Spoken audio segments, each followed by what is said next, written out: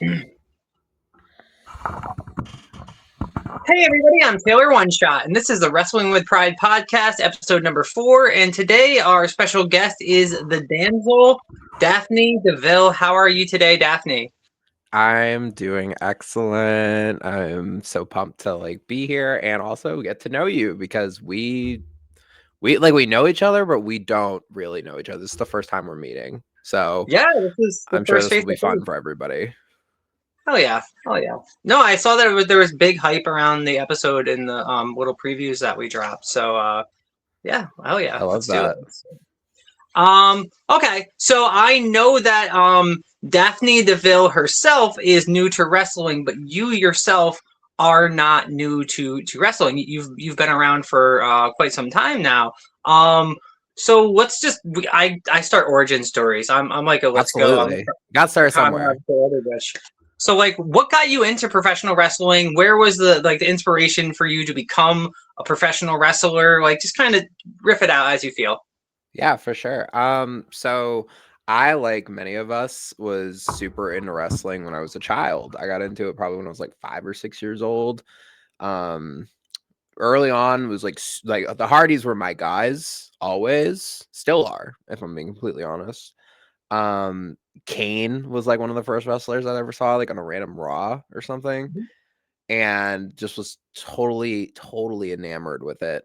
And then, like many of us down the road, faced some bullying in like middle to high school for liking wrestling because fuck having hobbies, right? And kids are mean as hell.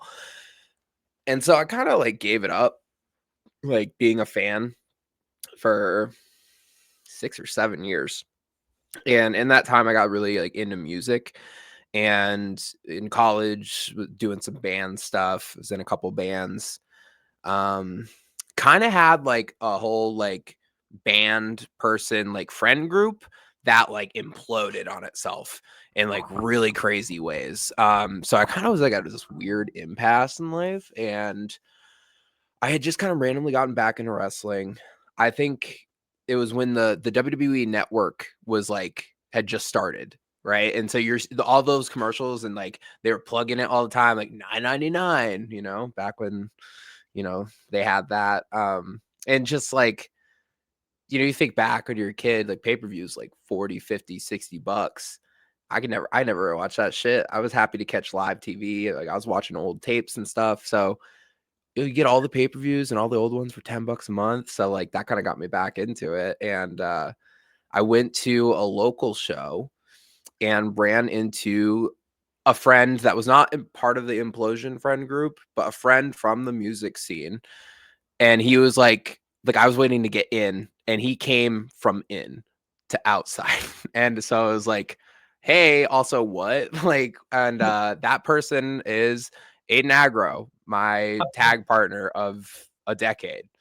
Um, yeah, I was just like, what are you doing here? He's like, I just had my first training session. And my first words were, you can do that. And so his second training session was my first, and the rest is history.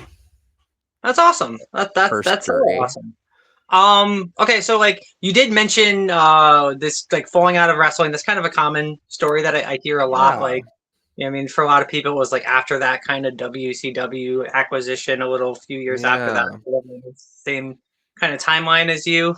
And like the Um, bullying thing too. I feel like a lot of people experience bullying like back in the day, especially when you're younger, for just I liking mean, wrestling, for watching it, for being into it. everybody's being bullied in their teenage years for whatever the fun cool I thing guess is that that's they're true. doing, and nobody really realizes that that's the case. Where it's like, but no, especially with wrestling, it's like it wasn't cool like it was in the '90s. Where we're all doing suck it and shit and getting kicked out of school and stuff, you know. Yeah. Uh, but you did mention that you fell into music. I mean, I kind of see some of like your background and feel out a little bit of your vibe. What genre of music was it, and what type of? You said you played yourself. What did you do in music?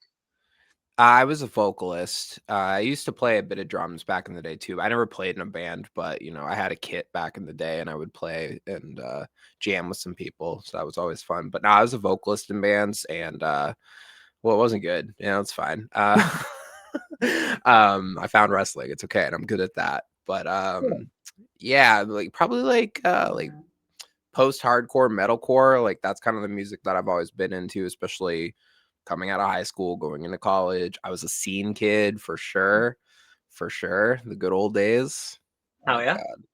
God. So yeah, that's what I did, but Good. that was bad. I had fun. It was a lot of Yep. fun, but you know, That's I it, actually sorry to cut you off there. no, That's no, you're like, fine. kind of really awesome and semi coincidental as well because I myself was into like we have like an upstate hardcore scene. We call it Troycore or NYHC I or love whatever. that. That's cool. So I was into that whole vibe and scene myself. I didn't Okay. stand good, but I have a 6-piece drum kit with double kick pedals. I was a drummer. I was wanted to grow up and be a singer myself too, and I ended up like getting to be on a few bands CDs that I grew up listening to and singing some guest Yeah. spots and stuff like that. So it's kind of eerily similarly strange how like I'm learning that our paths are kind of like Right. Did you similar ever and yet different at the same time. That's awesome. yeah, were you ever in bands or were you just jamming? No, I mean I jammed a lot. I started up a band and it was called One Shot Theory, and Oh, we have four yeah, right now dropping on the timeline. Holy shit. yeah. So that's kind of like the origin, the Okay. original origin of that. It was like that whole JFK Magic Bullet thing. You know what I mean? The conspiracies and all that fun jazz. So Right. I would go to hardcore shows and everybody was like what their name was, and then their last name would be their band name. So I became Dead Name One Shot. You Oh, know? Yeah, gotcha. yeah. Wow. There's other little things there, but that's the initial origin of Taylor OneShot stuff that made Okay, sense. I Like was going to ask you too about the name because I'm just curious and like I'm obviously just hearing that for the first time. And I was just always curious like what it meant and like what it meant to you. there's so many That's different cool. things. There is the not to like where I guess we're interviewing ourselves now and each other. This is a two-way street. I can't I just love say, it. you know what I mean? Like I want to actually get to know you. Like that's what's happening. So I'm No, gonna I ask you appreciate as many that. questions. Like now too, it's also like you get one shot in life, you get one opportunity. I mean, as like a trans woman yourself, like you live so long like regretting, and you don't want to do that, and you get one opportunity. We got one fucking life, so just live it to the fullest and chase all your dreams. If I wanted to be a fucking Power Ranger, a girl, and a wrestler when I was a kid, I'm fucking all three of those things now. So like, Hell yeah, yeah. you Preach, know, sister. That's oh, amazing. And cool. that's true. That's what it's all about. Like that's kind of like what that's kind of like what pushed me over the edge with my transition. That was also another point where like I had just turned 30. I was at another really serious impasse in life and obviously I'd been thinking about it for most of my life. So it kind of was just like one of those things where it's like I'm not getting any younger. I have a clear path where I can do this. I just need to actually walk that path. And I did. And it's the best decision I've ever made by far, Cool. as I'm sure you can relate. So, Yeah, definitely. And yeah. ironically enough, it was that 28, 29, going on 30. Like something about seeing that number 30 in life. It's scary Right. as fuck. And you're like, yo, I It gotta make changes. is. I gotta be happy with who I am. I think it's because, like, when you're in your, obviously, like teens and then 20s, even like all the way through, you feel so invincible, Yeah. right? And you feel like you've got all the time in the world. And then I know it is just an arbitrary number, but like when you hit that 30 and like, your body starts catching up with you a little bit too, especially when you're fucking wrestling. Yep.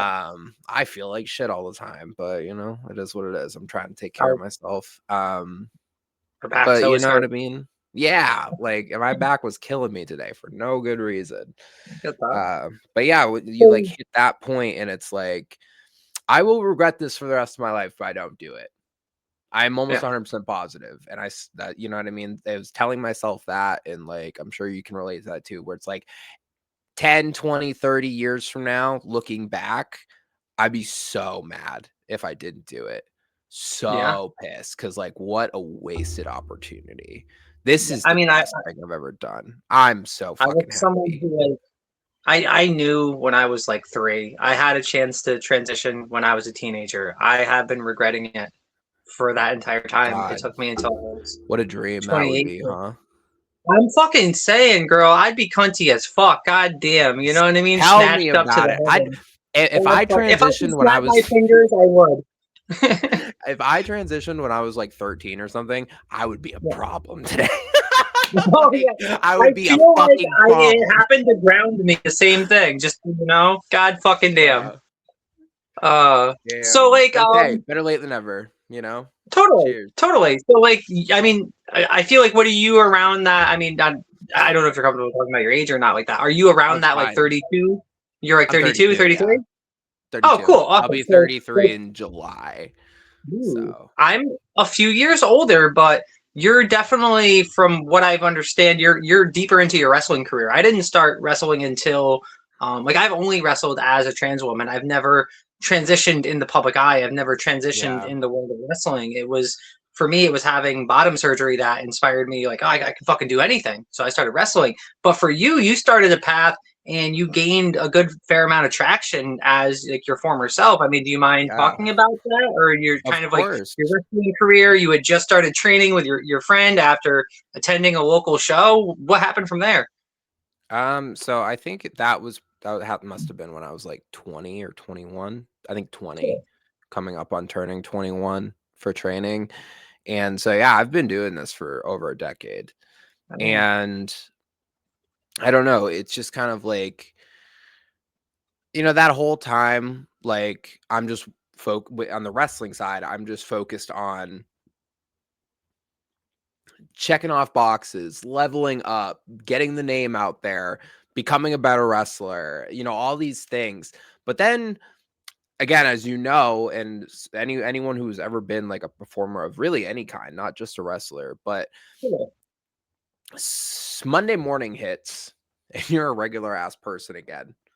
And Unfortunately, doing that every weekend, you know what I mean? That whiplash is like, that will get to you. That'll really fuck with you.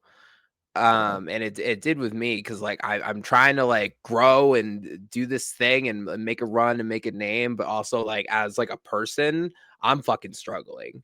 You know what I mean? So yeah. I'm trying to balance all this, and like that for years I did okay, and then it just kind of slowly got worse and worse. Depression really setting in, and just all these different things. Um, so I had come out as gender fluid, which at the time felt right. Yeah. It felt proper and good. I'm like, okay, yeah, this is what I am.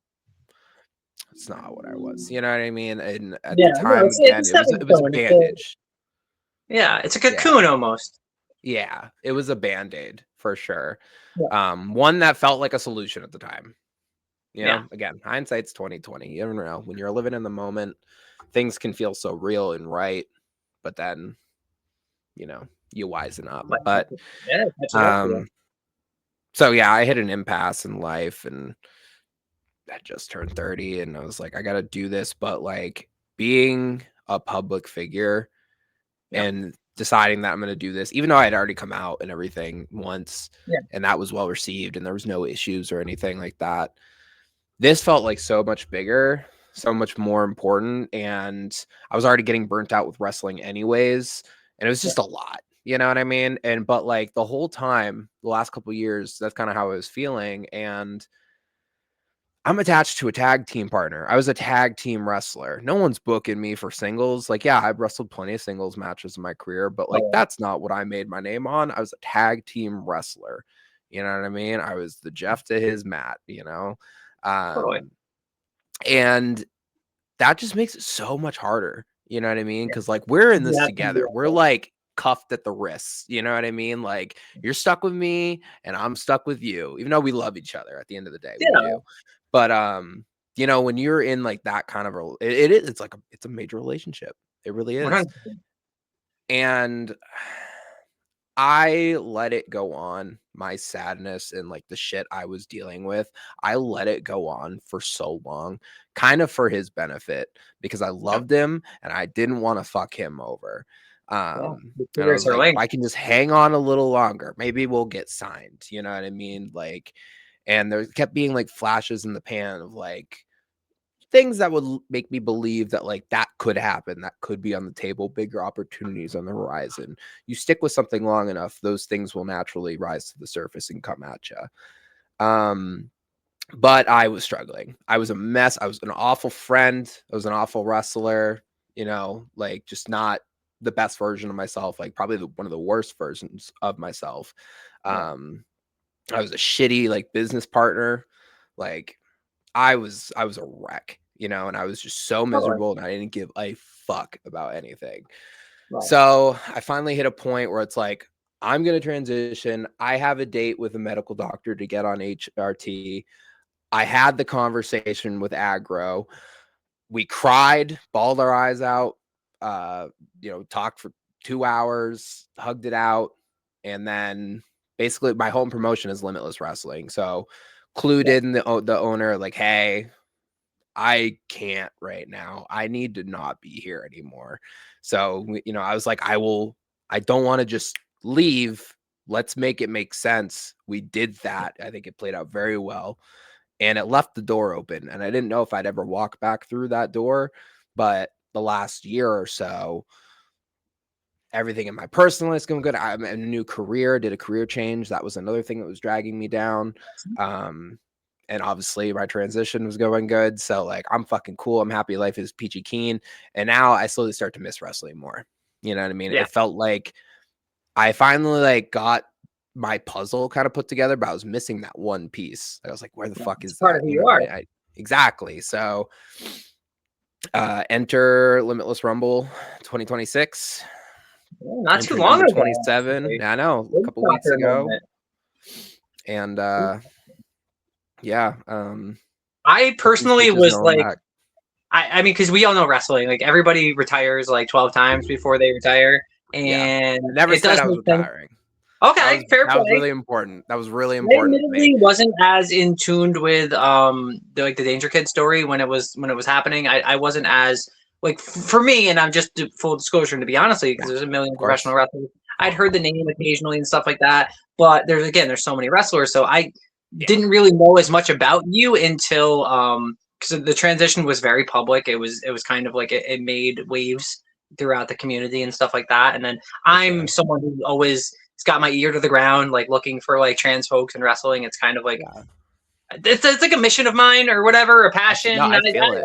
It's a calling, like just Yeah. uplifting trans people, getting them, including them, trans wrestlers in particular, and just the community in general. It's kind of like, oh hey, and like so I was like waiting for that countdown in my mind that I knew was inevitable, knowing wrestling and seeing you in your journey, like flowering, blossoming, becoming happier and stuff like that. And now with what you're telling me that like you were kind of like falling down in the personal life and stuff, and then you found who you were, you found yourself, you accepted yourself, you embraced it, and but then at that point you're missing who you the other half of who you are, which is a professional wrestler and a pretty damn good one too. So Thank you. that was something that I was like waiting for, and as soon as I seen it, I beamed with energy. I was so happy. I think I like invited you to our little group chat like that day or the next day Yeah. or whatever, and we're like, "Hey, bitch, get the fuck in here! Come on!" So we can all hug Love each it. other and shit like that.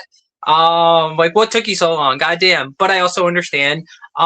What was that like for you? What was like the whole process? Because again, like I'm someone who's only wrestled as a trans woman, as a trans person, and you know all these people and like Limitless. I mean, that's your home promotion, but it's also a big promotion and a big independent platform. I mean, you had like so many huge top level stuff. I mean, we had MJF at that show, I believe, and stuff, and just so Yeah. many other big names. But aside from that, for you, what was that like for you walking through that curtain for the first time as yourself?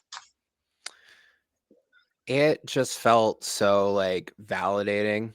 And it felt like the going back to the puzzle analogy, it really felt like when you had that last piece and you put it in place Yeah.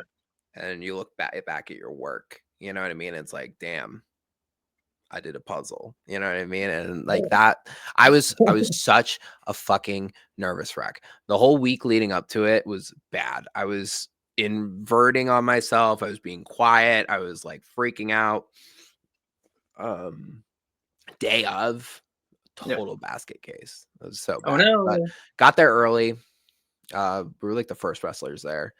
Oh yeah. So got there super, super early and just had plenty of time to just kind of like take it all in, Yep. start seeing people, get in the ring, stretch it out, roll around a little bit, you know, get plenty of time to get all my stuff done, all my makeup and everything, got pictures taken, Love it. everything, like it's happening, you know what I mean? And then like the show starts and like I'm laying low and like just kind of like it felt like I was, you know, they say like you never forget how to ride a bike. Yep. It felt like I just got back on the bike and I was just riding, but it had just been a long time since Oh, I've yeah. done it. And How would it compare to like your original debut? Was it a similar type of feeling, or like was it like because you're hopping back on the bike is so? I mean, I'm interested. I'm um curious. yeah, so I mean, I think definitely comparable. I think for sure, especially like that the couple moments like before like going out the curtain. I think very comparable in that sense, but overall pretty different. You know what I mean? I was way younger when I first debuted. I probably was 21. And I didn't know what I was doing. I mean, like in the ring, I was trained and everything. I was ready for that Cool. moment. But like You don't I know think it until was you're just not. like youthful, like just let's go get them, you know, like this is so cool, like this is finally happening, and like just kind of feeling on top of the world in like I'm accomplished kind of way. Yeah. So I guess it actually kind of was similar in that regard. It's like this time around was like I've been here, I've done this is what I know, this is what I do, but now I'm like doing it for real. You know what I Totally. mean? And like the return, the coming back aspect, because like I left Limitless 2 years ago. I have not been around. I've gone to a couple shows. I stay backstage. I do not talk to fans. I wasn't ready to talk to fans. As you know, Totally. having conversations with wrestling fans in person can go Get so pushing many back. ways. You know, Yeah. you do the best you can. You be a public facing figure. You be nice, cordial with these people. I appreciate every single person that calls themselves a fan of mine, but those conversations can go so many places, and that in Totally. itself can be kind of whiplashy. Um, as a not active wrestler, those conversations kind of can only go so many places. Like, when you Can you coming come back? back? Well, I'm Yeah. not ready. Uh, Dead naming, that's a big one, and I've already run into it, you know, and not intentionally. These people don't Yeah. mean to do it, and that's okay. It's not okay, but like it happens. You know what I Is mean? You it like correct the them, you move wrestling? on. Is it the wrestling dead name or like your personal dead name that I don't know and I don't Both, want to? Oh, both. okay. Because You know I what I mean? wanted to And the ask that. I know wrestling, that I said the your former performer name, and I yeah, no, wasn't and that's exactly sure fine. how that worked for you because that is like in a sense your dead name as far as like a wrestler sense. But I Right. also I'm new to that, and that's not my experience, so I didn't know. So I No, just I wanted to. understand. I appreciate you asking, but like that's like one of those things. It's like that was a character that wasn't me. You know what I Yeah. mean? And that character is super important. That character is the context for the person sitting here and the character you see now that back at Limitless and Yeah. soon to be other places. You know what I I, mean? You cannot have what you have now without that. So yeah. like that's how I've always have looked at it. Now my personal dead name, I will beat you with a hammer. You know what I Oh, mean? Like 100%. please don't fucking do that. But people do it because they don't know any better. But Yeah. you know, you correct them once. If it's anything more after that, then it's like, okay, now we really got a problem. But people usually don't mean to be like that. But I knew in that There's the time when I potential was for that to away, happen if you're at a show. say that again. There's the potential for that to happen so much at the show with the level of attachment that they had to you For sure. after you left. For sure. And I Yeah. wasn't ready for that. I can Yeah. handle it now. I'm in a better spot. I'm a strong ass woman. I'm very Love it. confident in myself, my gender, everything. Like we can have those conversations. Don't repeatedly do it. Again, if you do it once, Cool. I'm going to correct you immediately without hesitation. I'll try to be nice about it. Yeah. And that's Intention that, matters so much in that conversation. You can read of course. intention and read people's heart, but yeah, if you tell them once, you know, what I mean, goddamn, we both get it. We, you know, what I mean, we don't have For to double down sure. on it. It's a queer podcast. They should know, and if they don't fucking learn, goddamn.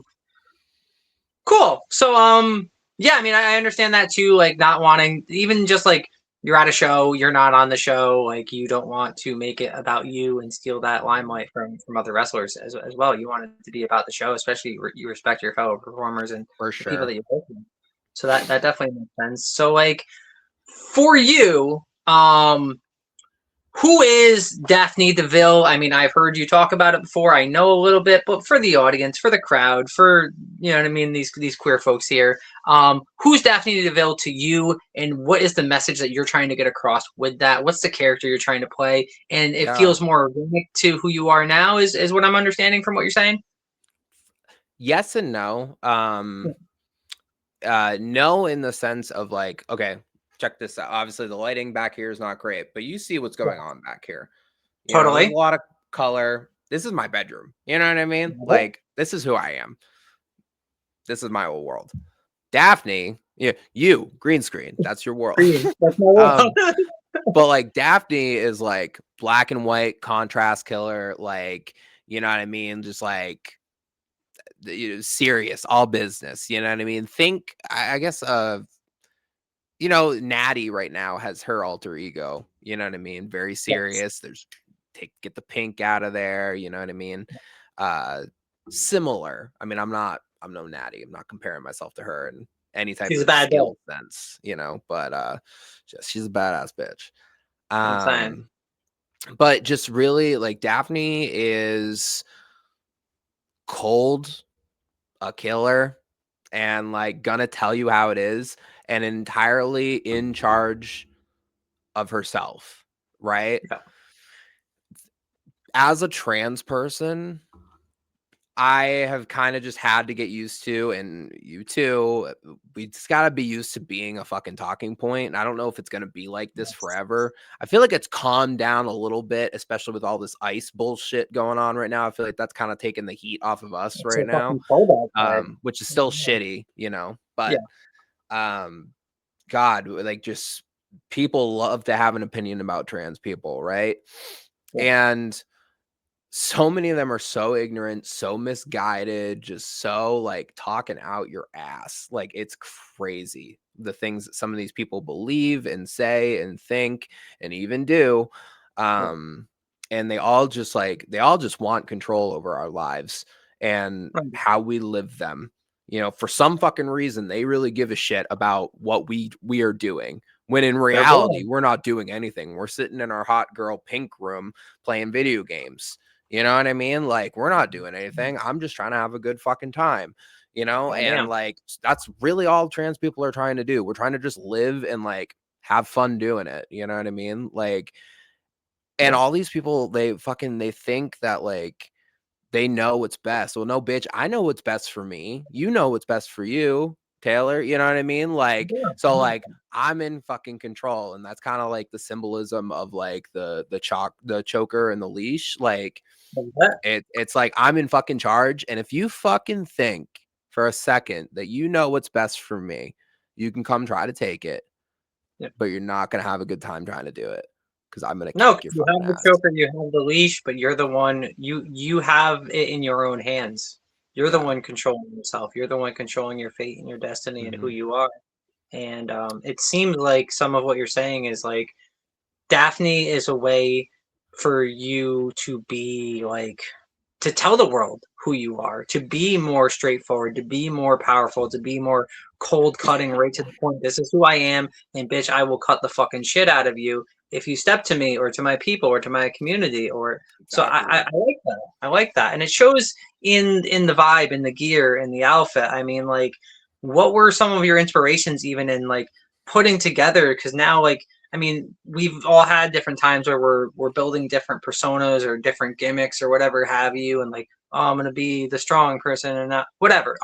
But for Right. you, you've had to do like two completely different genders of gear and expression like that. What was it like for you, and what were some of the inspirations for you in making this Daphne Deville character with the symbolism you're talking about the leash? Like, tell me some more about the stuff. I know you had the sick black and white jump off and stuff. Like, what were you going through creatively with that? So The name really is just like taking a couple characters that I loved as a young kid, like Yeah. Cruella DeVille, so the Okay. DeVille part, and Makes then sense. Daphne from Scooby Doo. It's like the first like Daphne was like the first like any kind of like pop culture thing that I think, ooh, my Oh, God. whoa! I was like, this is an important moment. Goddamn. My Yes. camera has like you could do like commands and stuff. Okay, I that just was set up a cinematic. good one. That was crazy. I hated that. Let's hope that doesn't happen again. I thought I turned that off, but I guess I didn't. But yeah, so Daphne was like the first character that I like really like resonated with. It was the first redheaded character I'd really ever seen in anything. And just like her look and her attitude and everything, like as a young, like literally like 4-year-old, that resonated with me so much. Purple was like my favorite color for the longest time. Wow. Like, it just really truly. And but she was always like she was the damsel in distress, right? Makes sense. I'm I'm just seeing the it. damsel and you're gonna be in distress. So, Ooh. and like Cruella just like, she's a cold bitch, obviously. Like she's fucking She killing kills dogs. dogs for Yeah. her fucking fashion, you know what I mean? And I am not trying to get that across. That's what I'm No, doing. no, I no, no, love no. animals. But you know what I Yeah, mean? Like that yeah. sense of like cerebral like coldness, just like Totally. cut you like glass, you know what I mean? And like the fashion element of it. I always loved like her like black, white, and red look. And I thought that like, yeah, I was thinking about colors and everything and like what would I like to do? Like if I had to pick a color and kind of stick with that scheme, or like, do I want to play around with it a little bit? And like I kept coming back to that look.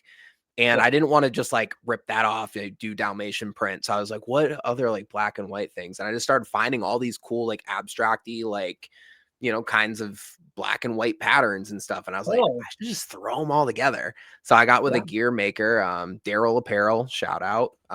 They killed Awesome. it. And they designed it and we went back and forth on it, like really collaborated on it heavily. And, the whole thing took a couple months, but it came together awesome. Good gear Fits takes like a time. glove. Yep, absolutely. Love it. Time and money, baby. Time and money. Hell yeah. Um, so yeah, and then I found some other pieces that they didn't make, but I found some other pieces that I've purchased and just kind of tied the whole look together. And I Right. don't know, Like it entrance feels attire and stuff. Totally. yeah, Totally. exactly. That's The awesome. jacket, so Yeah. That makes perfect sense. The Cruella de Vil and the Daphne. I kind of like the symbolism there. Like, yeah, I mean, again, you're the one holding the collar around your neck. You're Danzel, but you're not in distress. You're putting others in distress. You got the yeah. cold aura from the Cruella de Vil. Do you have a favorite Cruella de Vil? There's so many different interpretations at this point. Do you have a favorite? Geez, I know. Um, I don't know if it would come across as cliche. I know that this movie has gotten some up and down reviews, but I love the newer live action with Like Emma the Emma Stone. Stone? Or, yeah. So good. So good. Like Awesome. literally like that movie, every time I watch it, I just get like so giddy. It's so cunty. My God, Good. it's It so speaks to good. you. Um and like that's I on the new gear, there's a part of it that's like black and white newspaper. That's a little Yes. nod to that movie because I that think that's that a lot look, of her people's favorite part. newspaper trail in the movie, it was like Yeah. so good. It's so good. They killed It that. definitely pulls the whole piece, the whole like gear together. Is that like it's different? You don't see that all the time. It's fun. It Right. makes it pop. It's different. So I really love that. And I think that a lot of people could say the same about it. Like when we seen this new fresh aura, like it was like an energy. You were just kind of like, oh shit, this is who she is. And I was like, oh fuck, I'm gonna have to wrestle this bitch sometime now. What the fuck? Oh, God for damn. sure. Going for that strap. God damn. I mean, I travel to Maine a lot. So Maine is that's where you're from. I'd imagine you've Yep. within the world of wrestling, as long as you've been in, you've probably traveled all around several states. You know what I mean, and stuff like that. Yeah. Pretty much like kind of hit all corners of the US, Ooh, some of love it. Canada, I mean, like we went out to San Fran, we did Folsom out there, which was so sick. If you ever have the chance, like such a good time. Cool.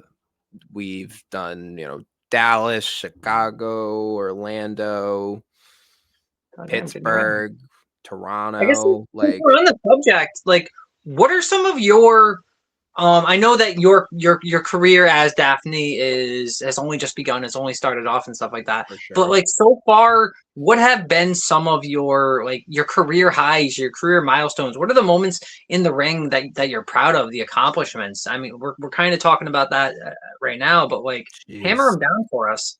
Absolutely. God, there's so many.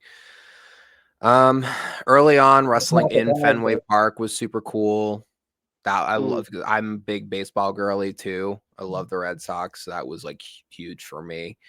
Um, Wrestling AEW Dark probably got to take the top. Like who did you that was wrestle in Dark? Private Party. Who Oh, cool, cool. we Good had guys. worked. Fuck, I don't even know. Probably 5 times on the Indies, Yeah. somewhere in that ballpark, in various, multi-team matches and straight ups, and we were tight with those guys. Good. No And chemistry. actually, like they really vouched for us during that because we got paired with them. I think originally we were supposed to get squashed by Butcher and the Blade. I think that was Okay. the original plan, and I think Private Party got it changed, and we ended up getting a 5-minute like semi-competitive match with them. Like we were not really supposed to get much of anything, you know what I Yeah. mean? Which I'm cool with whatever. And I'm not really friends with the Blade, but the Butcher, Andy Williams, I'm friends with him. Like he's Yeah. awesome. Oh. So that would have been cool too. It would have been fine. I would have been just as stoked, but Private Party Yeah. really kind of like stuck Even their getting neck out squashed for us a little on bit. like even getting squashed for a major company is still like, hey, well, I was there, bitch. You know. Exactly. So, Yeah. and That's we made awesome. the most of it, but I wasn't in a good spot to like capitalize on that. Like we had a good showing. We had good feedback. Cool. I felt like we did very well. Played to the hard cam. I mean, people in that area even knew us. So I think, that was kind of cool. Like coming out like Yeah. before the cameras were rolling and getting a little MSP chant. Like that's kind of crazy. Awesome. Wrestling in front of over 10,000 people. Like I thought it was going to make me a lot more nervous than it did, but like it just felt so natural. You know what I Yeah. mean? Kind of like coming back. I was nervous that whole time. And then as soon as I got out there, it was just like, yeah, I know what's up The right energy now. takes I'm over. doing my thing right now. I'm gonna do my little dance. I'm gonna kick a little face. That's I how it love goes. that. So So like growing up, like you mentioned some names earlier, and I mean, I think it's fairly obvious who like the top tier people are, but like who are like some of like who are your favorite wrestlers growing up? And did you ever get a chance to work with any of those or adjacent from them? trying to think. I don't think I really got to work with any like super direct childhood heroes, but like we Yeah. worked some like cool people. Like we did a tag match against Nunzio. That was Okay. cool. I wrestled Shane Douglas, um I don't know if I should say this, Fandango. but I think I smoked a bowl with Nunzio one time. Probably I don't he's know chill as anymore. shit. He's a Yeah, great guy. I don't mean to blow up his spot, and I'm like I straight up now. I think he'll probably I know he Is watches every Nunzio episode, watching? but Are you watching he'll be Nunzio? chill. No, he watches every episode. Like he's told us that, you know what I mean? Like he loves the show. So Cool. it's fine. I'm sure he doesn't care that much. No, I don't Um even. It's fun I though. smoked a bowl with RVD.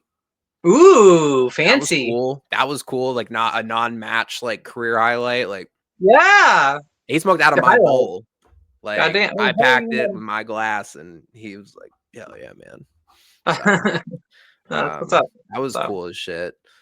Um Jesus. We've had a lot of like really cool matches. right, pull the hammer. Um yeah, childhood stuff. Like I don't know. I'm trying to think about like from when I was a kid. Yeah, or who just like who even inspired you? Who I mean, you mentioned the Hardy Boys. Were there any other Lita like for sure. Lita? That makes sense. You Lita know, for she's sure. like a third Hardy Boy, almost adjacent. You know. Yep.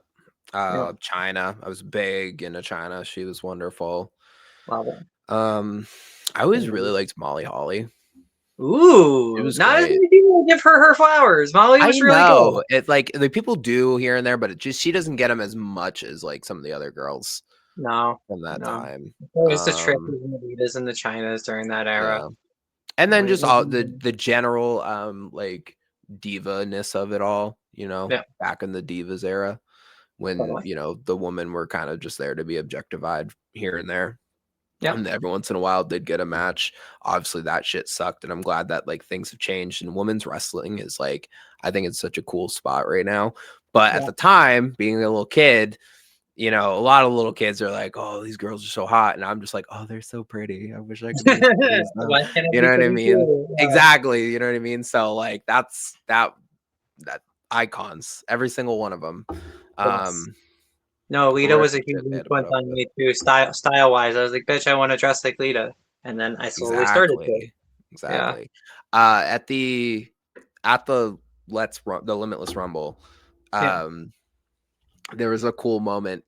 So Scotty Too Hottie was in that. Obviously, he Yeah. was the other like big surprise in the Rumble. Uh, Totally. and so was his son Keegan, who's wrestling now, which that Ooh. alone is super cool. But it Yeah. was the first time that he has done. This is what he said, anyways. It's the first time he's done like the bucket hat with no top and the spiky hair coming through. It's the first time Totally. he's like done that look in like a long time. And I'm in the bathroom and I'm like just making sure my makeup's good. I'm kind of like touching up. And he comes into the bathroom with his son and they're just standing at the sink right next to me because it's kind of a tiny space. Yeah. And he's like, his son's like helping him like hairspray, like get the hair to stick up. And Yeah. like they're talking about it. And his son's like, it's too much hairspray, and I like turn, I'm like, you can never have too much hairspray, and it's like, yeah, she gets it. And like just it's like Scotty Duati's like doing his spikes through the hat right next to me, and he's about to go do Oh, the yeah. 01 Rumble spot out there with his son. Like, what's life? I don't know, it's crazy sometimes. It It really it is is. very, very, very wild.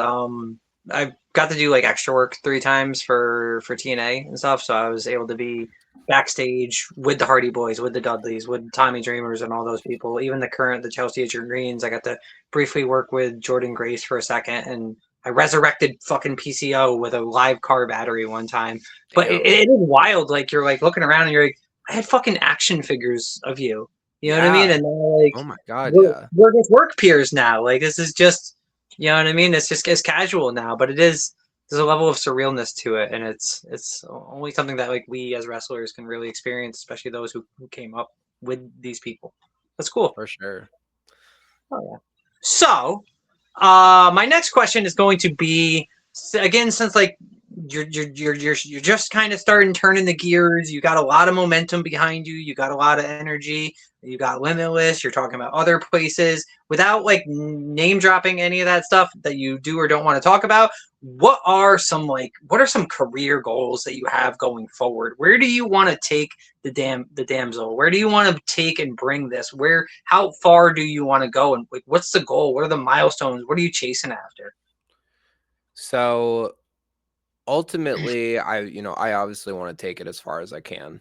Like that's kind of like woven in my DNA. Like I want to Yeah. just like I want to do the thing. I want to excel. I want to go as far as I can with it. And I think I have the tools to do that.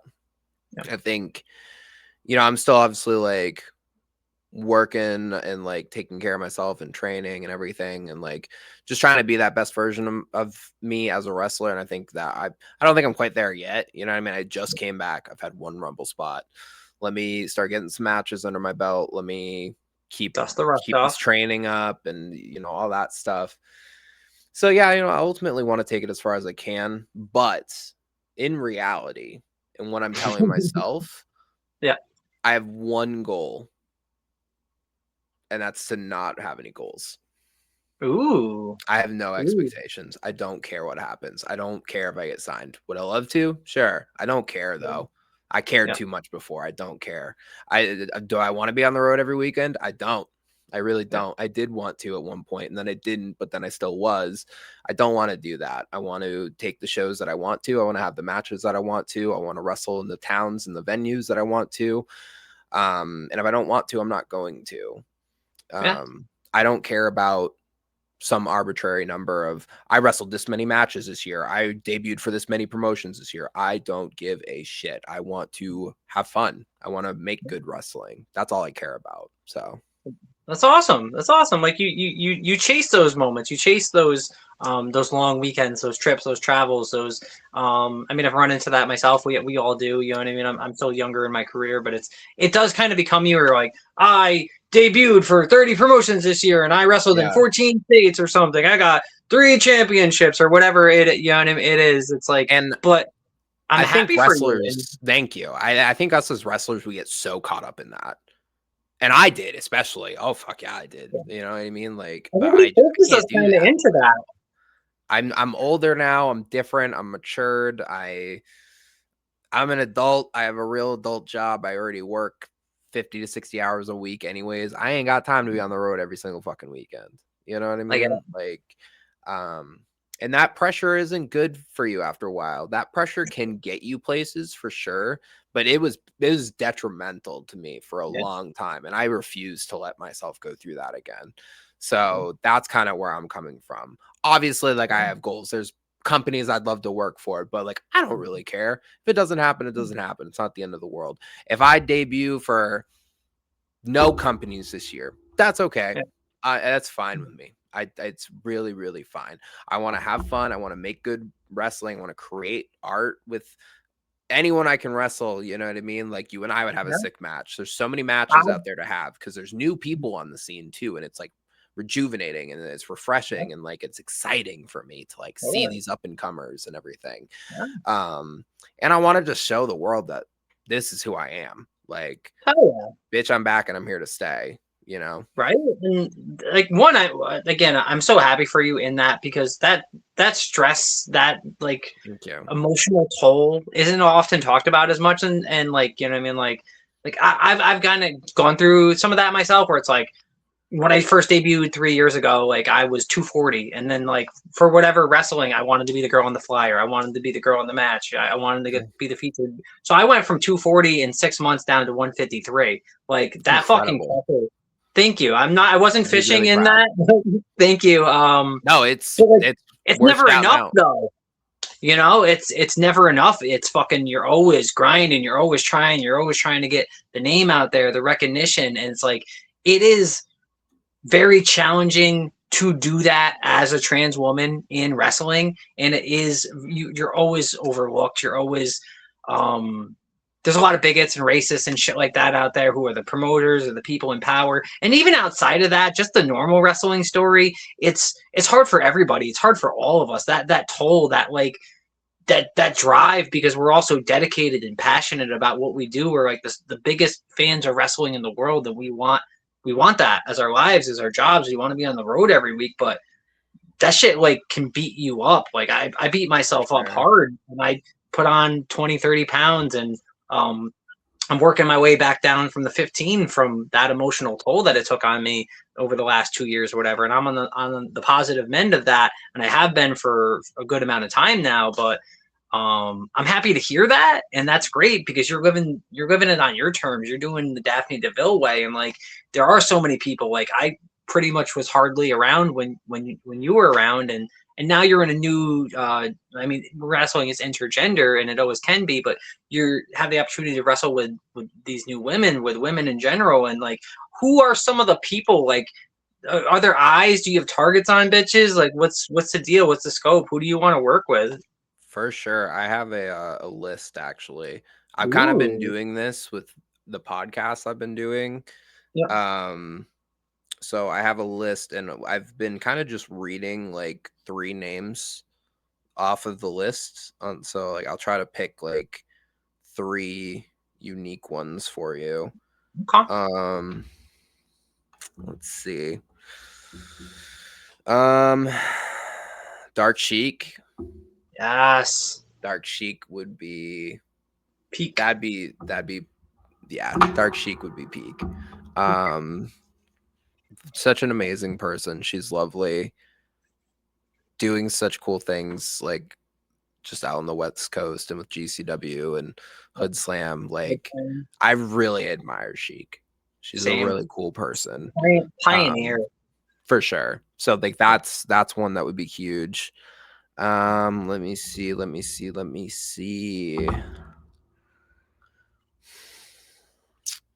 Devin Monroe. I Okay. don't think I've said that one on a podcast yet. I love Devin. Yeah. We've wrestled. I think it was like a multi-team match on Big Gay Brunch one year, maybe Big Gay Ooh. Brunch 5 or 6. But I love Devin.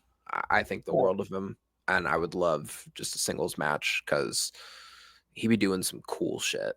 Yeah, he's An on awesome the wrestler. He's next super fun to gay watch. brunch, I believe. Yeah, I wouldn't doubt it. Yeah, he should be. Oh yeah. Let Got a me third target. see. How about a Paris Van Dale? Are you familiar? Yes, actually. Yeah. Paris is Oh yeah. good shit. She's come a long way. I think she's Definitely. injured right now, I Hmm. believe. I think she might have like a wrist or some sort of hand injury. But Okay, so maybe quick to bounce back from. Hopefully, I don't know what yeah, Dawn's you know what deal. I mean? Like, but I think that would be fun. She's fierce. She's a bad Hell yeah. bitch for sure. So, That's and what's up. I local to didn't know here. So that one's like pretty realistic too. Hell So yeah. That's what's up. That's what's up. there's 3, I Yeah. think, unique ones. I don't think I've said those ones yet. If I have, I'm sorry. Don't come for me. No, that's fine. I've heard you name Gabby Forza. I think that was Yeah, that was definitely one of them. That's actually number yeah. 1, if I'm being But yeah, I honest. mean, she's her working so regularly at Limitless. I think you'll have your opportunity soon enough. She's been on my radar for a long time. I was actually like, I was on like a weird way. I was going to create a pro anyway, just to go as a fan when I was like a year into my wrestling career, and it ended up being her first show. She wrestled with I think Nat I Castle love and that.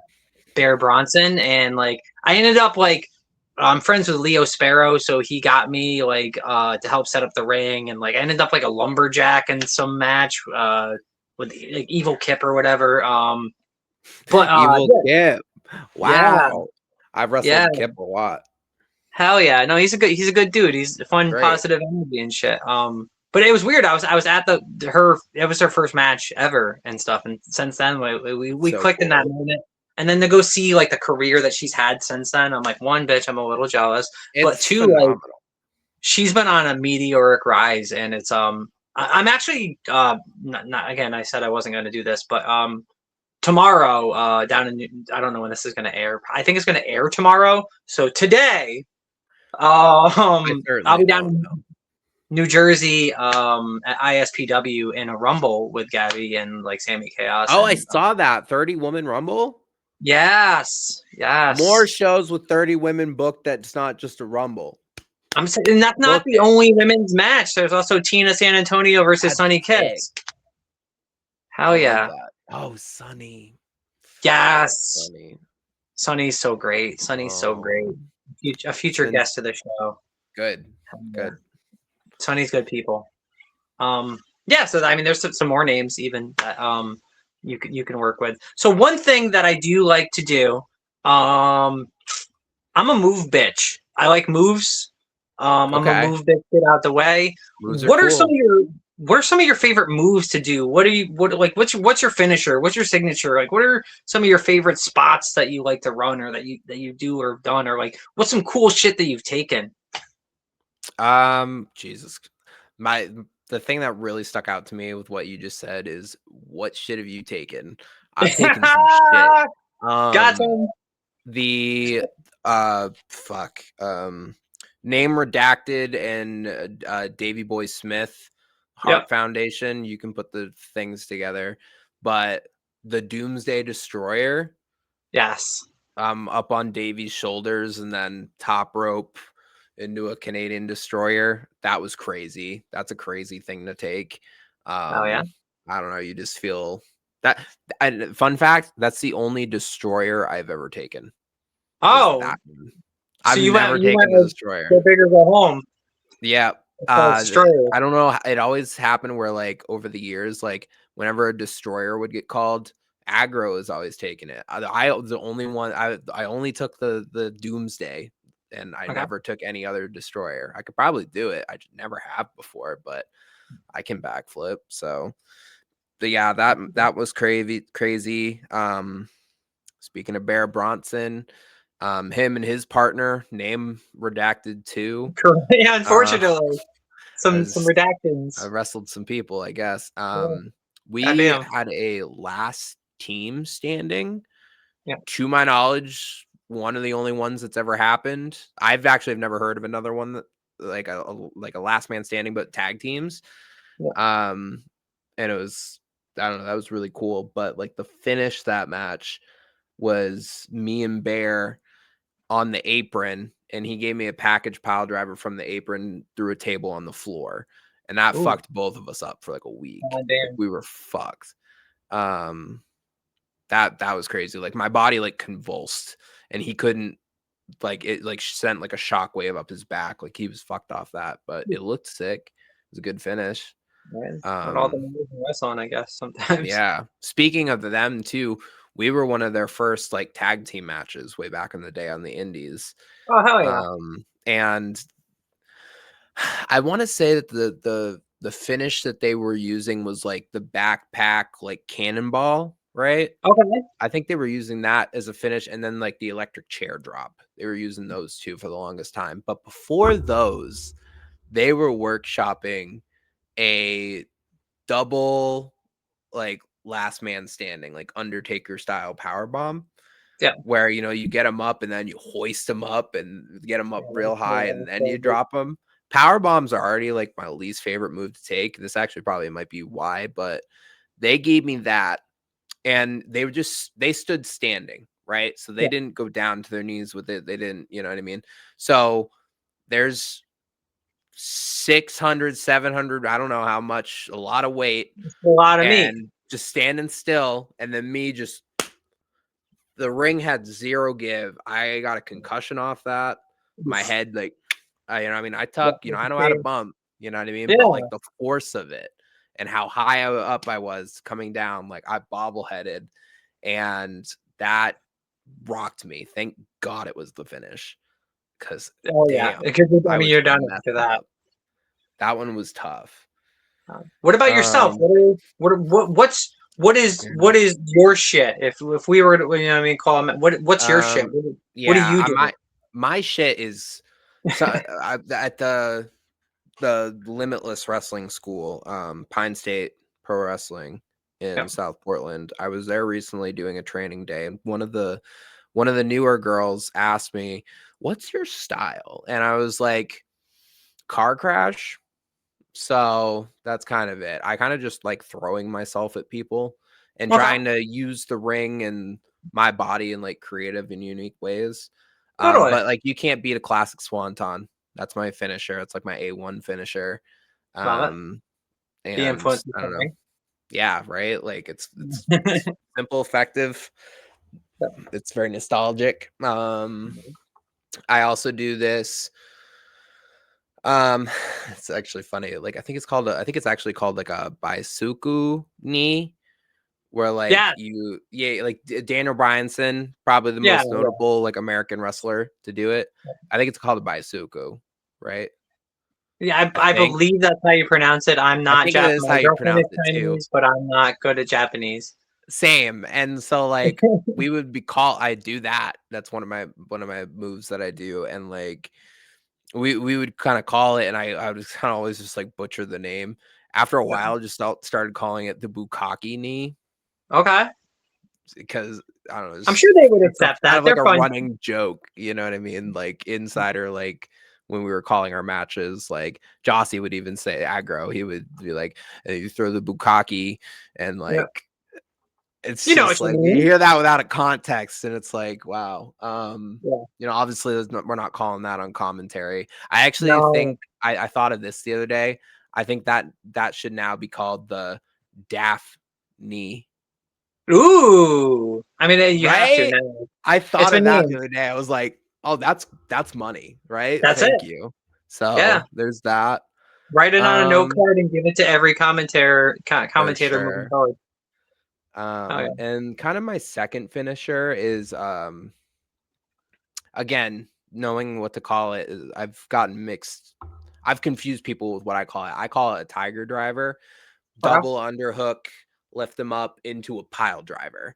You know what I mean? Like Yeah. there's tiger bombs are cool, but like Yeah.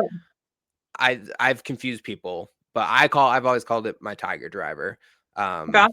I would I that understand that, and if not, you bust out the wrestling action figures and you go this. exactly. Yeah, yeah, Yeah. yeah. So that's kind of like my secondary finisher. I love that move. Totally. Um I love taking like a code breaker or a backstabber. Those are Okay. probably two of my favorite moves to take. Love it. Um yeah, moves are Ooh. cool. Yeah, I'm a slam bitch. I'm always like the big strong person. So like the finish is the TKO, which Christina Marie actually gave it to me at one show. She's like, "Bitch, do this," and I was like, "All right," and she taught it to me that night. And then I do the flying elbow. I'm a big Macho Man fan.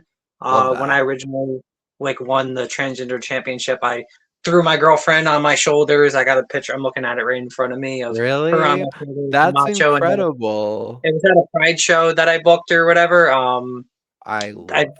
she came in. I got the belt. I gave it to her. I hoisted her up. I got to recreate that. I'm a huge Macho Mark. So I do That's that. I call it the Rainbow beautiful. Connection now because I kind of do like a little rainbow before I do it or whatever. That's Um, cute. you What? know, right? But I love it's so that. different for me. Like when being the strong one, when I get like slammed or power bombed, I'm like, oh no, fuck! This is why y'all keep complaining. God damn, Right. I get it now. Fuck. I love Um, selling. Selling's my yeah, favorite thing to do. same. I love taking moves. Kill me. You know what I mean? That's like my mantra. I love taking people's shit and making it look as devastating as possible. And I always was really good at getting like babyface sympathy. Yeah. Always. And like when we were doing the tag team, like I felt like 90% of the time I was the one that was tagging out for the hot tag and he was coming Okay. in and blah blah blah blah blah blah. You're We'd taking switch all it the up. heat.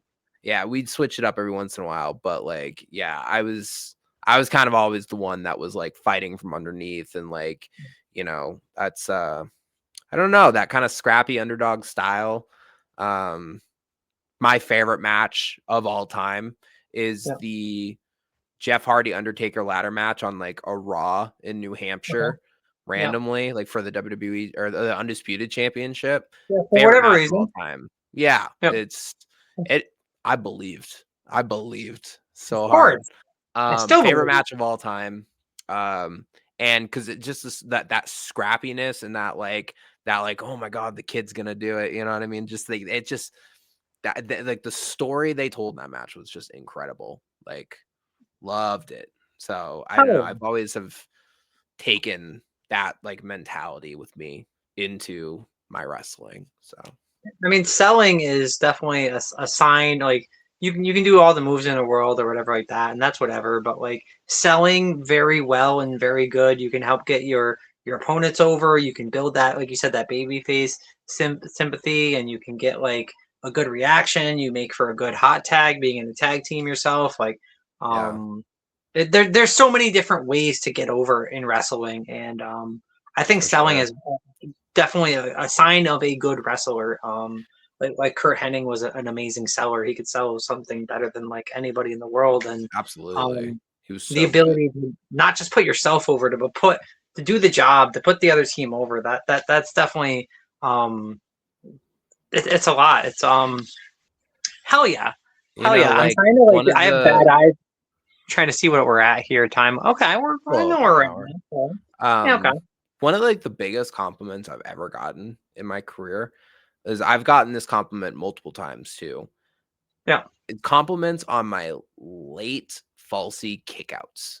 Yes. Little things. I love the little things with wrestling, and like to get multiple compliments on multiple different shows and situations of like, wow, you had me on that falsy. Like Yeah. I've gotten referees and just people watching matches, like other workers and stuff, and like, wow, like that kick out was just perfect. You know what I mean? Like Sure. that. Like oh my god, like that gets me going, and like what an amazing compliment that is. Like little things like that. That makes me feel so good. It's the So mark of a good wrestler for sure. Okay, I'm gonna pivot a little bit because there is a question that I ask on every podcast that I do with a certain guest. okay. It's a trans question, and this might be a little bit different for you. You might not have an answer even for it, given like your timeline and stuff like that. But what's it like for you being now a trans wrestler out there? Have you had or noticed any experiences out there? Like what's your story, even if it's positive, even if it's negative? Like what's going on? What's that felt like to you, and how does it differentiate to the first half of your career? Well, the creeps be coming out of the woodwork. Tell you Yeah, that not right the now. tag team, the creeps, the good ones. Yeah. No, Yeah. I love them. Yeah, no, not them, unfortunately. I wish. Um, yeah, I don't know. I think it's because like I've had some of that like off the one appearance, and that one appearance had a lot of like fire behind it. You know what I mean? Totally. My follower count like shot up mega, like friend requests on Facebook, weird and creepy messages that definitely cross the line. Yeah. All that stuff came with that with the return. Yeah. And I'm sure there'll be plenty more of that in the future as I keep making more appearances. Totally. So in due time. But yeah, I don't know. I think it's ultimately hard to speak on like the entire scope of that just because I have only had the one appearance. Totally. I I am curious myself. I've thought about this as to what it is going to be like and how it is going to be different from before. Because yeah. it's going to be. I know this, and that's okay. That's fine. But Totally. And I I've thought about it, but I just haven't really fully experienced it yet. I don't believe a little I get bit, that. but And I not hope much. for nothing but positive for you and stuff like that. And I can't speak or project or put my experience onto yours. We're two different people, two different paths and stuff like that. But whatever happens ultimately, positive, negative, or anything like that, or anything in between, I just hope you know that you always have this new extended family. You have people here. We lean on each other. We support each other. We're always there for each other and stuff. And 100%. yeah, no, I mean we're in kind of the dark, defeated timeline right now, but at the I want to same change that. time, there's a lot of positive light. There's so many of us now. There's just like Mhm.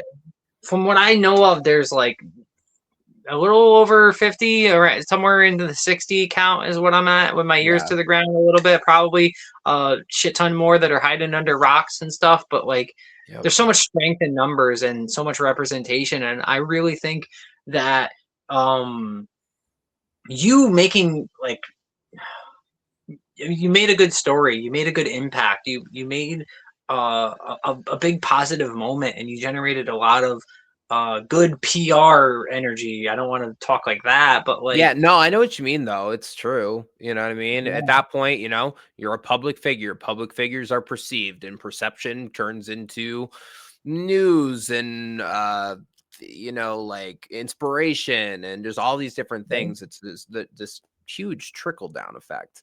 You know what I mean? So I totally. didn't come back as like some PR stunt, obviously, No, but not like at all. It's for these are the you. effects. I'm a good person. I was a good wrestler. Yeah, I stepped away from my totally. mental health and, gender identity and everything. And I came back when it was right for me. And I came Yeah, back on probably the biggest show I could have. I mean, you said it yourself. totally. MJF was there. The AEW championship was defended. Hook was there. The Rumble, Yeah. Kingston, Ortiz. Like, it was a massive show. Alec Price got signed to AEW at that show. Yeah. Like, Damn. 2,000 people in attendance, 20,000 watching at home live. Like, Yeah. that's a huge ass spot. And I didn't That's a expect big that. Like, moment. back when I planned it, I wasn't like, yeah, I'm going to come back at the Rumble. It's going to be in Lewiston at the Coliseum. It's going to be blah, blah, blah, blah, blah, blah, blah. I didn't expect that. I was just like, I'm going to come back.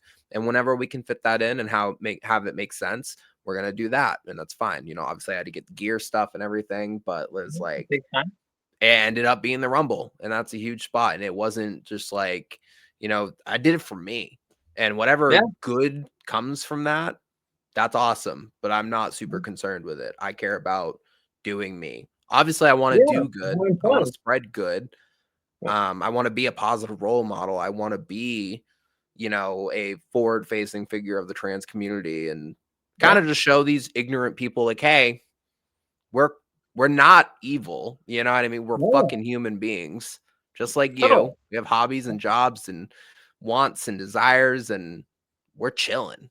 You know what I Yeah, mean? Like, absolutely. people are so up in arms about us. Like, I know I talked about this earlier, but like, Yeah. chill the fuck out. We're Yeah. chill. Totally fucking You on. be chill too. What are you doing? They're all being dumb. Totally. So No, yeah. I don't know. And you never know, like, the impact that you're going to have beyond our moments. Like, I've talked about this before on other episodes, but it's just like when we sit down, we talk about like the people who inspired us, the people that we had to look forward to and look up to and stuff like that. And none of them were trans wrestlers because we didn't have that growing up. You know what I Right. mean? Like, we had that when we were adults. You know what I mean? The Dark Sheiks, the Mariah Moranos, the fucking Nile Roses and Of Giselles, and course. you know the names. You know the names. But it's Broken. been a long path, you know, to get Yeah, here. Because like, you know, you're saying, like, I can't think of any. yeah. When we were younger, trans, no way. Even queer, None that really. I Like, knew of. Though the first person that I ever heard of in my entire life that had facial feminization surgery was China. Ironically oh enough. yeah. That Yeah, when she kind of made that switch yep. from the like, this China into Yeah. like shooting the thing and doing Playboy. You know, I don't know what this What is, an but it icon. was God damn. cool. Yeah. But she was the first person that I'd ever heard of in my entire life who had it. But like the point being, and the ultimate point that I was trying to make is just like what we're doing now. We're like that second generation of trans wrestlers and stuff like that out there, and like I'm truly looking forward to 10 years from now when one, it's normalized, it's cool, it's chill, there's less haters, For hopefully. sure. And you never know the impact that we're gonna have. You never know the people that we're gonna influence. And like we might be listening to a podcast and they're gonna be name dropping us, which is super cool. And that's not why I do it. But No, of course not. you know what I mean? It's definitely something that I just want that for the community. I want them to have Yeah. role models and heroes and people to look up to that we didn't have because there was a void and it needs to be filled, and representation matters a lot. And I'm Mhm. just so fucking happy that there's so many of us out there. I'm so happy that we're killing it, that we're having big, huge moments like you had, big, huge moments like you know, that we're all having. And I'm beyond ecstatic to. I always hate the term like, "Oh, welcome to the sisterhood" or anything like that, but welcome to the fucking sisterhood, bitch. I'm so happy you're here. I'm so Me happy to have too. spent this time with you, to have gotten to know you for the first time finally. Obviously, we maybe shot like a "Hey girl, hey" text like 2 or 3 times, you know what I mean? But this is the first sit down that we've ever done, and it's made me feel so fucking positive, and I can't wait to see what you go on to do, the fun you have knowing that you're living this for yourself and you're doing this for fun and to kill it. You want to chase the dream still to some extent, or you would love for it to happen if it happens, but like you're just fucking enjoying it and you're living your life honestly and pure as you are. I couldn't be happier for you, and I'm so glad that we got this opportunity to sit down and meet each other. With that being said, I guess one of my final questions is, and it's a bit of an odd, it's not an odd question, but it's an off the path. We're going to change the emotional tone. What is a fun fact about you that maybe you haven't shared? What is something that people don't know about you? Do you have a unique, quirky hobby or anything?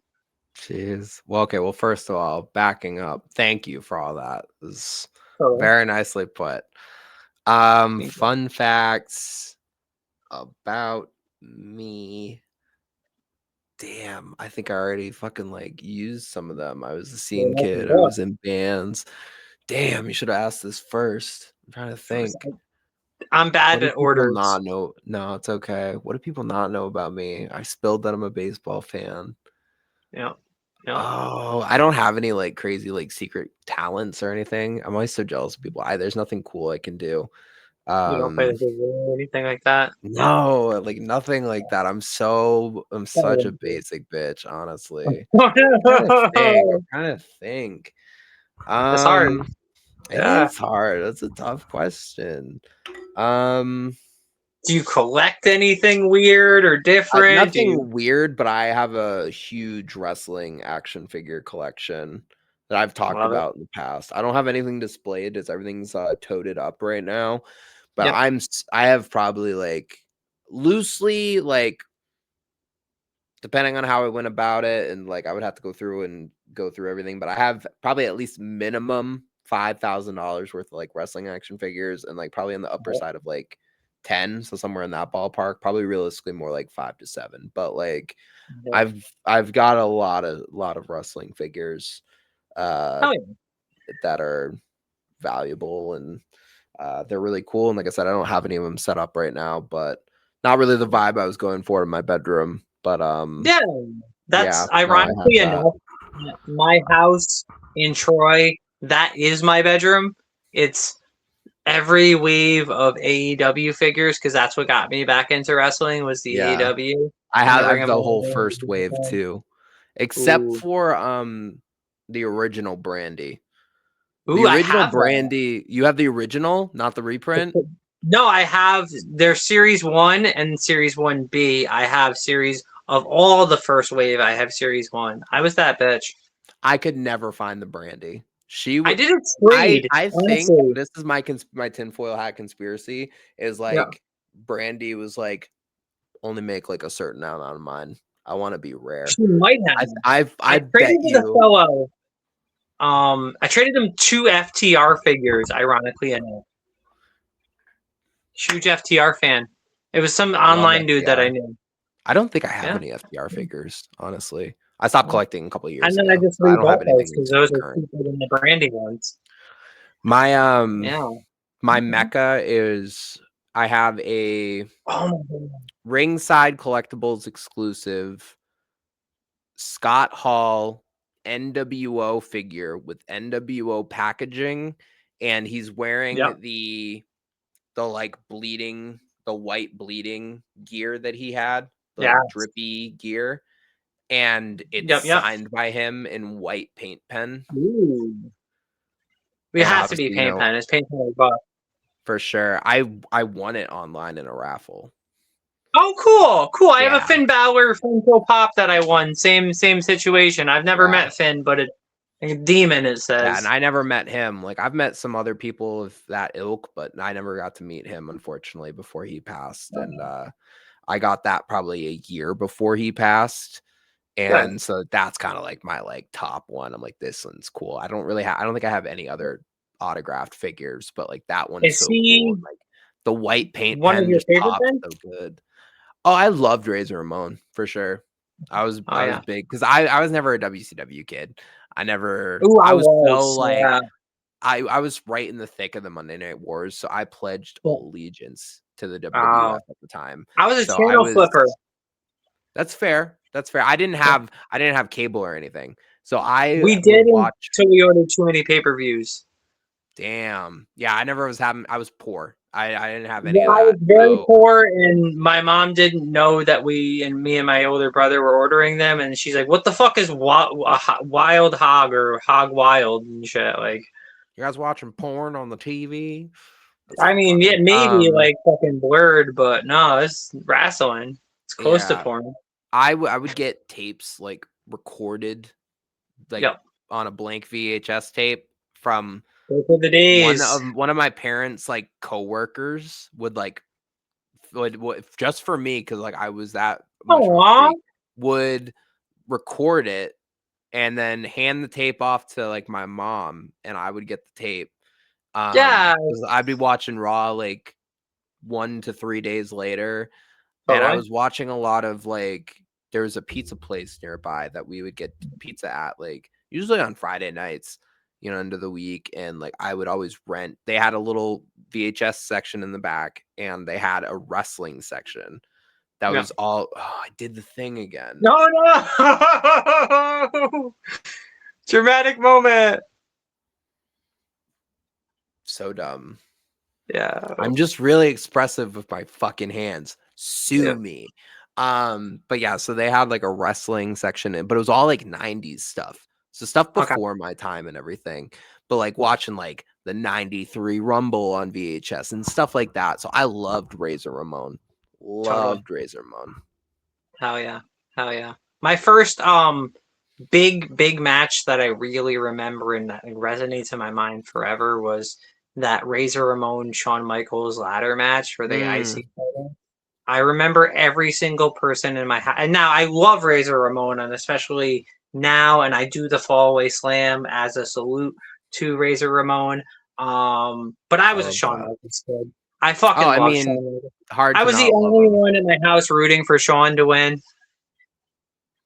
I love both of them just as Yeah, it's much. hard. They were both awesome in their own way. And like that match itself was amazing, but also just like their little rivalry was just such a cool clash of styles and Yeah, two awesome characters coming together. Like, I don't know. This was cool shit. totally, totally. Bitch, I don't know how to end this, and I feel like I could sit here and talk to you for the next like fucking forever. I do have But to pee. unfortunately, So I promised a friend that I was gonna do some personal training for her. She's got a weight loss mission and a weight loss journey, and she's gonna be here in the next 15 minutes. So that is way more important than what we have going on right now. and I Not that want this it isn't for her, and important. it's an excuse for me to get big and swole and strong myself. I But love it. final question or final thing that I'm going to say is where can we find you? Where can we search for you? Is there gear? Is there merchandise? Like where can we search you? Drop the socials. Let a bitch know. Let's get some followers and shit like that for you. Where are you? So merch is definitely in the works. I have stickers coming. I have somebody working on a t-shirt design right now. There will Oh, definitely be 8x10s. So yeah, I will stuff. have stuff soon. My next appearance is February 21st for Limitless Wrestling, and Awesome. then March 27th for Limitless Wrestling. Oh yeah. So come out to a show if you guys are local to Maine. As far as online, Twitter and Instagram, and the @ is the same for both. It's Daphne Deville 44. And then the only other thing I personally would like to plug is I am kind of starting a new venture in streaming, kind of What? playing video games, which is something I do a lot of anyways. So if you guys could go to twitch.tv/Amber a Bloom, ABLOOM, just go there and just follow me. You know what I mean? Just I'm trying to make affiliate and then just kind of keep growing that. And I haven't streamed in like over a week. I've been bad, but I've had a lot of Sure. stuff going on. But Yeah. I kind of go live periodically and just make sure you turn alerts on and follow me. And I would love you forever. Come hang out and chill and watch me get mad and crazy and everything. So Oh yeah. Well, that sounds fun. It's Daphne a Bloom on Twitch.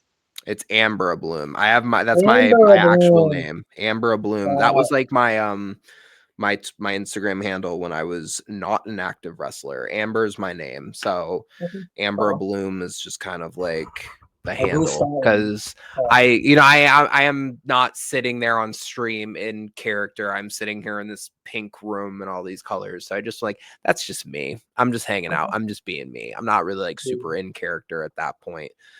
Twitter and IG are a little more of that. Yep. So a little bit of a difference, but yeah, twitch.tv/Amber a Bloom and Daphne Deville 44 on Twitter and Instagram. Hell yeah. I unfortunately live 24/7 as Taylor OneShot at this point. I don't know what the fuck that means. I can't separate the two anymore. I am who I I get am. it. I get You it. know? But I will definitely I will subscribe. I briefly do some Twitching, not really seriously. I never invite people, but I just stream Final Fantasy VII Remake I love occasionally. that. But I will check you out. I'm on the app, and everybody else should check you out too. Follow the Please. socials. Go to Limitless Wrestling. Bust out your fucking Daphne signs. I don't know if you know this or not, but there are some murmurs about bringing you into some places and stuff like that. Oh, is there? There I've been might talking to be, some you know what I people. mean? I've You been might have talking to had some a people. conversation or two with maybe one of these people. I don't know. We can't spoil anything, or Yeah, maybe you for don't sure. know about this, but Things people are are happening talking. behind the scenes. There'll be more Yeah, appearances.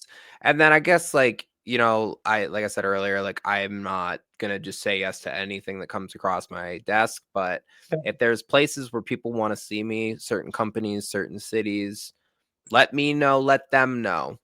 You know, I mean, Yes, use your voice, and I want to go where I'm wanted. So totally. yeah. I have a place. You might have talked to them. I hope to see you there. But either way, this has been episode 4 and an amazing episode, probably one of my favorite episodes of the Wrestling with Pride podcast. I'm your host, Taylor OneShot, with The damsel Daphne Deville, of course. hell yeah, I didn't cue you into that. I do that to people. And this has been I'm Wrestling with stay Pride. ready. Oh, I love it. Take care. Have a great day. And goodbye. So I awkwardly end it. End recording.